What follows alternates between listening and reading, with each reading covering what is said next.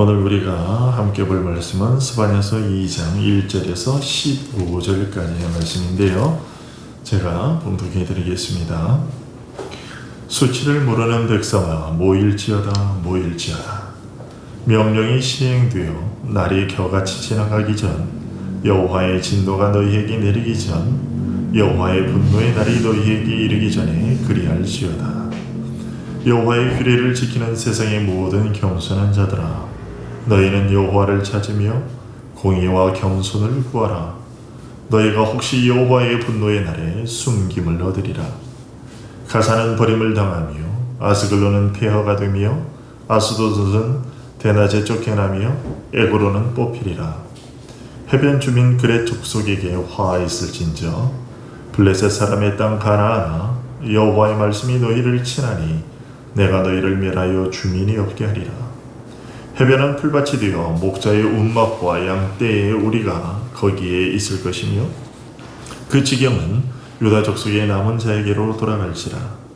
그들이 거기에서 양떼를 먹이고 저녁에는 아스글론 집들에 누우리니 이는 그들의 하나님 여호와가 그들을 보살피사 그들이 사로잡힘을 돌이킬 것입니다. 내가 모압의 벼이방과 암몬 자손이 조롱하는 말을 들었나니 그들이 내 백성을 비방하고 자기들의 경계에 대하여 교만하였느니라. 그러므로 만군의 여호와 이스라엘의 하나님이 말하노라. 내가 나의 삶을 두고 맹세하노니 장차 모압은 소돔 같으며 암몬 자손은 고모라 같을 것이다. 진레가 나며 소금 구덩이가 되어 영원히 황폐하리니 내 백성의 남은 자들이 그들을 노력하며 나의 남은 백성이 그것을 기업으로 얻을 것이라. 그들이 이런 일을 당할 것은 그들이 만군의 여호와의 백성에 대하여 교만하여졌습니다. 여호와가 그들에게 두렵게 되어서 세상의 모든 신을 쇠약하게 하리니 이방의 모든 해변 사람들이 각각 자기 처소에서 여호와께 경배하리라. 구스 사람들아, 너희도 내 칼에 죽음을 당하리라. 여호와가 북쪽을 향하여 손을 펴서 아수르를 멸하며 니느웨를 황폐하게 하여 사막같이 메마르게 하리니 각종 짐승이 그 가운데에 때로 누울 것이며 당아와 고슴도치가 그 기둥 꼭대기에 깃들이고 그것들이 창에서 울 것이며 문턱이 적막하리니 백향목으로 지은 것이 벗겨졌습니다. 이는 기쁜 성이라 염려 없이 거주하며 마음속에 이르기를 오직 나만 있고 나 외에는 다른 이가 없다 하더니 어찌 이와 같이 황폐하여 들짐승이 엎드릴 곳이 되었는고 지나가는 자마다 비웃으며 손을 흔들리로다. 아멘. 스바냐 선지자는 앞선 1장에서 남유다에 하나님의 심판이 있을 것임을 예언했습니다. 바벨론의 공격으로 말미암아 온 나라가 참으로 비참하고 끔찍한 멸망을 맞이할 것이라고 예언을 했죠. 만약 이런 심판에서 선언을 우리가 들었다면 우리는 어떻게 행동을 할까요?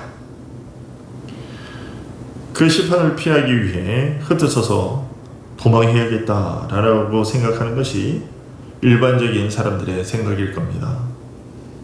그러나 선지자는 오늘 본문에서 그와 반대의 말씀을 선포합니다.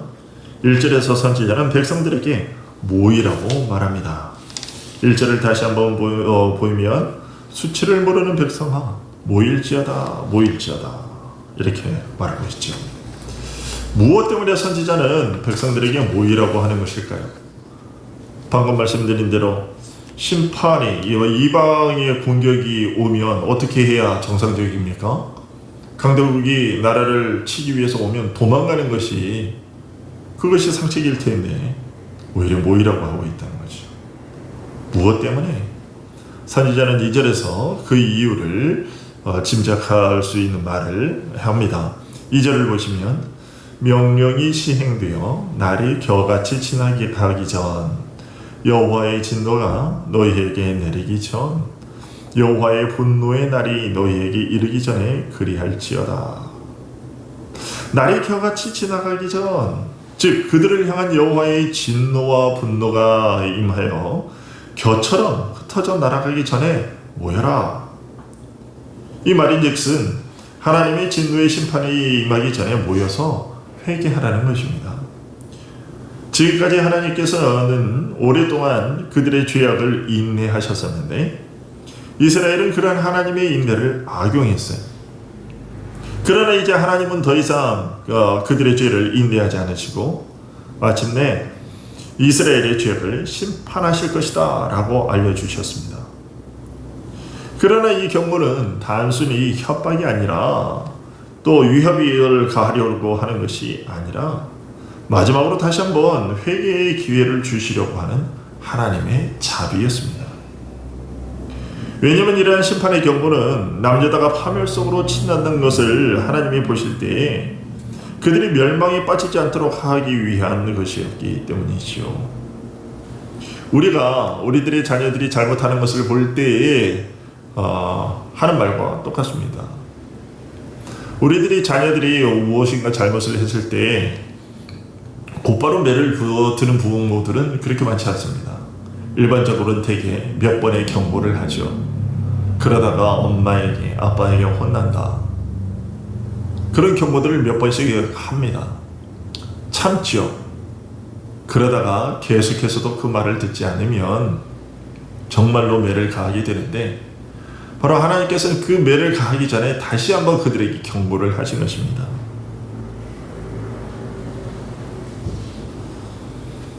그것은 지금도 마찬가지입니다. 우리가 죄를 지을 때 하나님께서는 온갖 위협과 징계로 우리를 돌아오도록 부르십니다.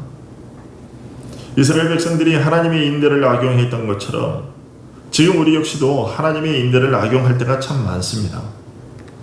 하나님께서 우리가 죄와 악을 저지를 때마다 즉각적인 심판을 행하지 않으시자 하나님이 우리의 죄악을 보지 못하시는 분인 것처럼 그렇게 여기고 지속적으로 그 죄를 금하지 않고 저지르는 것이죠.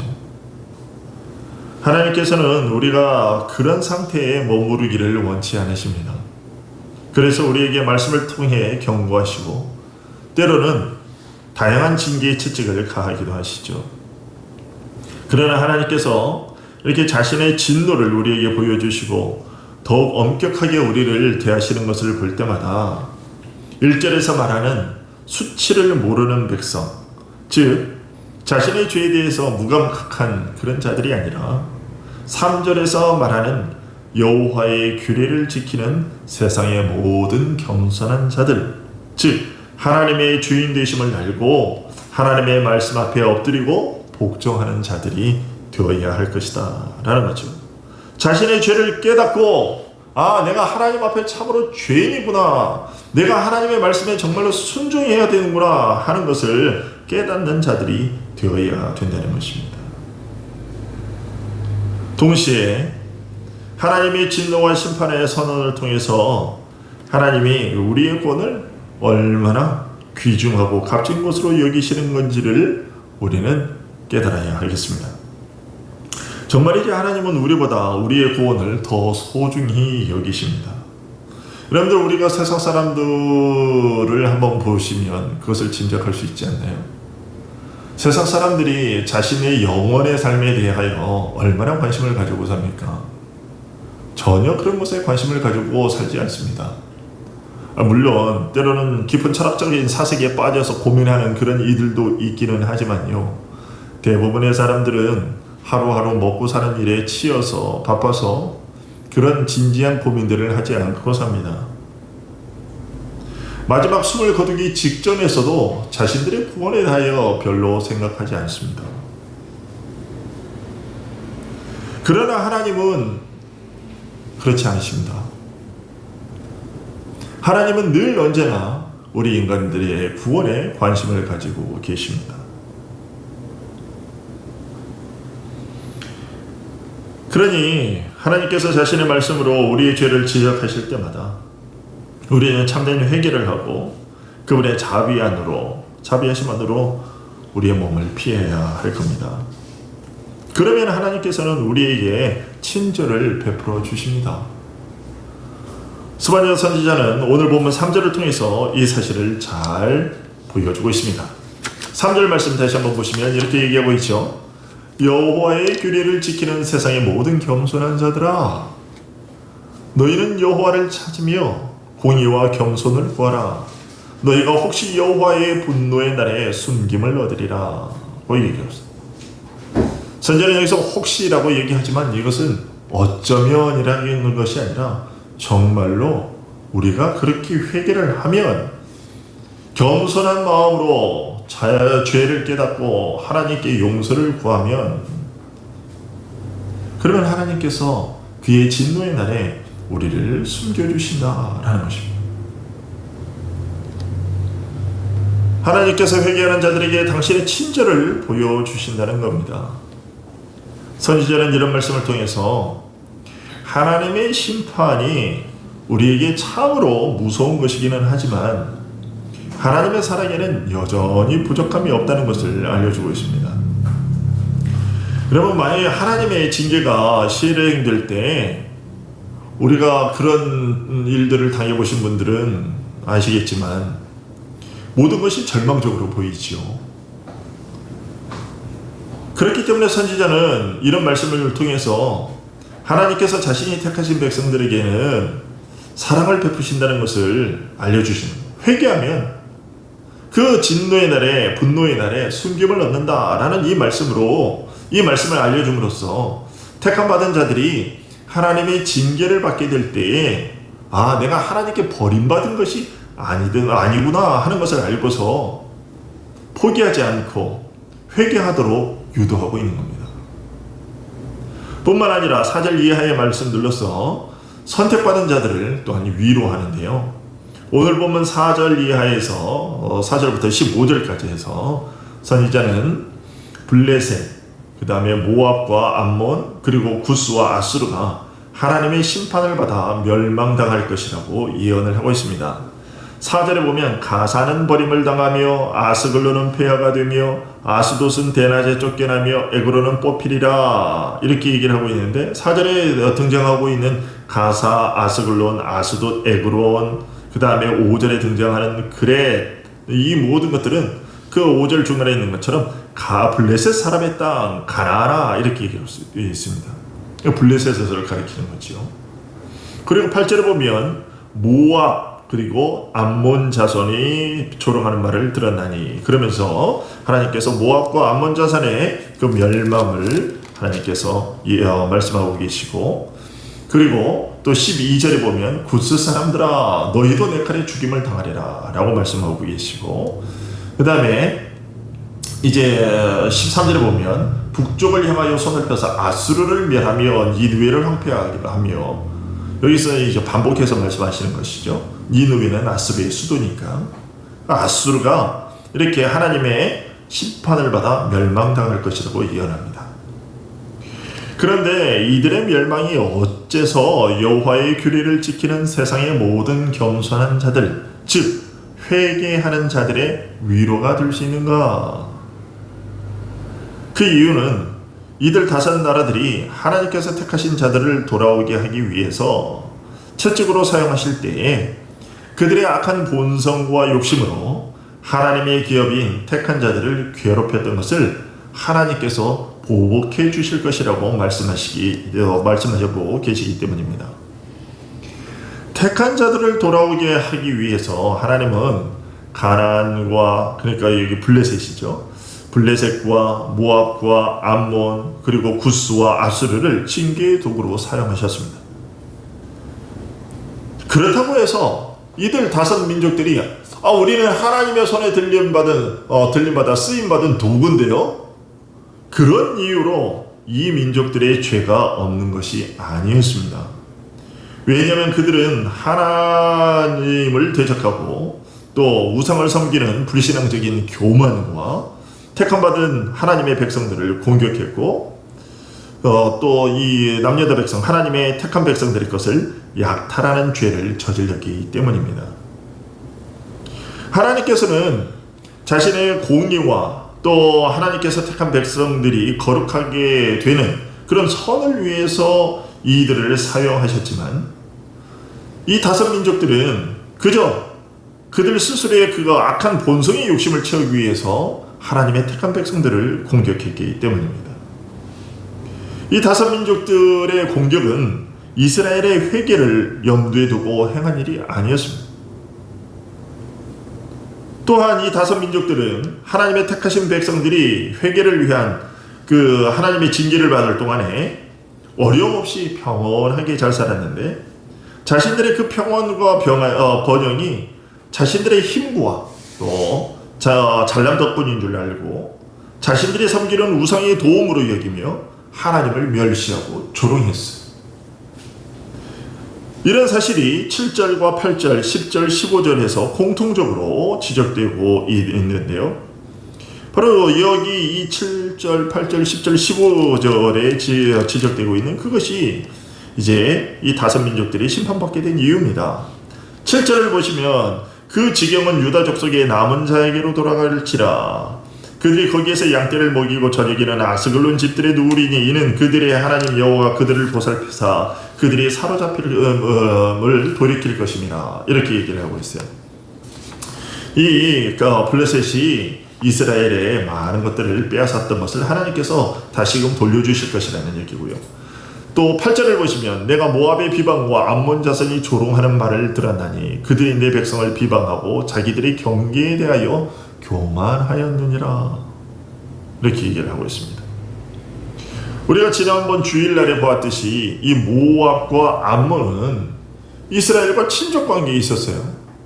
그래서 이들은 이스라엘의 멸망을 볼 때, 이스라엘이 어려움을 당할 때에 그 불쌍히 여겼어야 마땅했지만, 그런데 여기 본문에서 얘기하는 것처럼 오히려 이스라엘이 어려움에 빠졌을 때에 그것을 조롱하고 비방하였다라는 것입니다.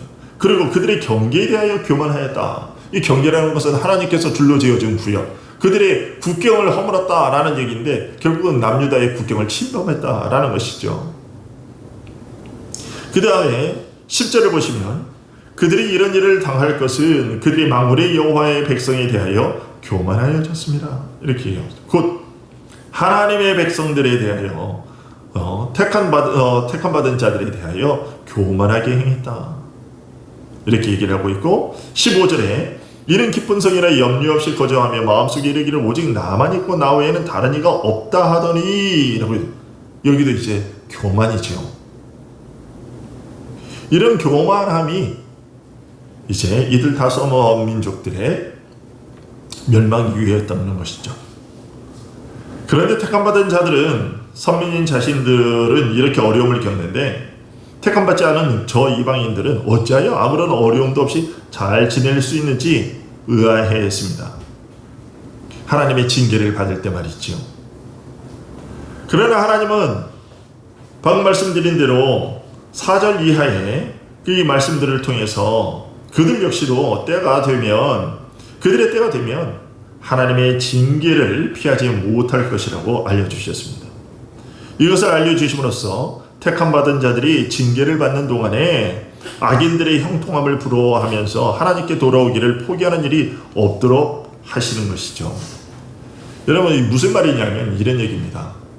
자, 내가 지금 뭔가 잘못을 해서 하나님께 죄를 지어서 하나님의 징계의 채찍을 맡고 있습니다.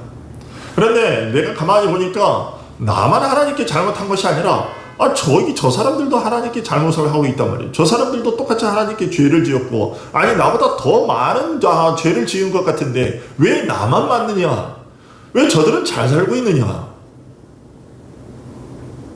그런데 이제 의문을 품고, 야, 이럴 거면 어차피 똑같이 잘못해도 왜 나만 맞느냐? 저 사람들도 악하게 하는데 아무 문제가 없다면 나도 아예 저들처럼 아예 하나님을 떠나버리고 아예 저들의 우상을 섬기면 어떨까? 이런 잘못된, 이런 착각을 할 수 있단 말이죠. 하나님께서는 이런 착각을 하지 않도록, 이런 잘못을 범하지 않도록 지금 말씀하시는 것입니다. 지금 네가 나의 징계의 채찍을 맡고 있지만, 그리고 저들은 똑같이 너보다 더 악한 일을 저질렀음에도 불구하고 그리고 맡고 있지 않지만, 그러나 저들도 때가 되면 다 나의 징계의 채찍을, 심판의 칼날을 피하지 못할 것이다. 그리고 오히려 반대로 지금 너희들이 나의 징계의 채찍을 맡고 있지만 이 징계의 처칙을 통해서 너희들이 온전히 회개하고 돌이키면 너희들은 저들의 괴롭힘에서 벗어날 뿐만 아니라 형통케 됨을 너희들이 경험하게 될 것이다 라고 하나님께서 알려주시는 거죠. 그러니 너희들이 이 잘못된 생활에서 돌이킬 수 있도록 하거라. 회개하는 일을 포기해서는 안 된다. 이 하나님의 그 요청을, 회개의 요청을 묵살하는 그런 어리석음을 범하지 말아라. 하나님으로부터 압박을 받더라도 하나님의 자비하심에 대해서 절대로 절망해서는 안 된다. 그것을 의심해서는 안 된다 라고 하나님께서 알려주시는 것입니다. 여러분, 그렇습니다. 우리가 물론 오늘 말씀을 통해서 그런 교훈을 얻죠. 우리가 정말로 하나님 앞에 죄를 지어서는 안 되겠구나. 그런 거 똑바로 살아야 되겠구나.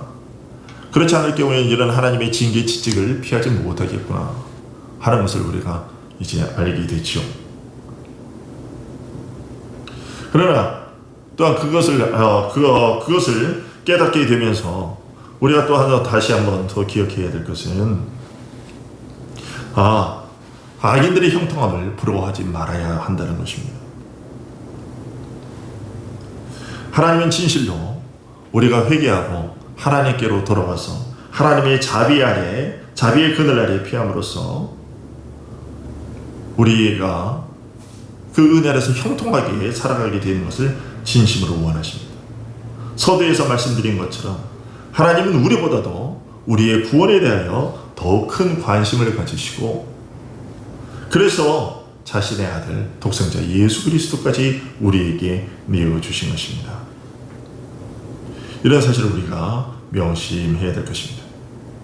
그리고 오늘 본문을 통해서 우리는 택함받은 이스라엘이나 이방인을 막론하고 모든 인간은 하나님과의 관계 여부에 따라서 어떤 관계를 맺고 있느냐에 따라서 그들의 존재 여부가 결정된다는 것을 알게 되지요.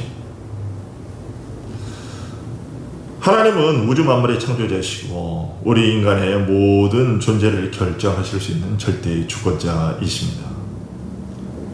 따라서 우리 인간의 모든 죄는 궁극적으로 선과 악의 기준을 정하신 절대자 하나님께 대한 범죄일 수밖에 없어요.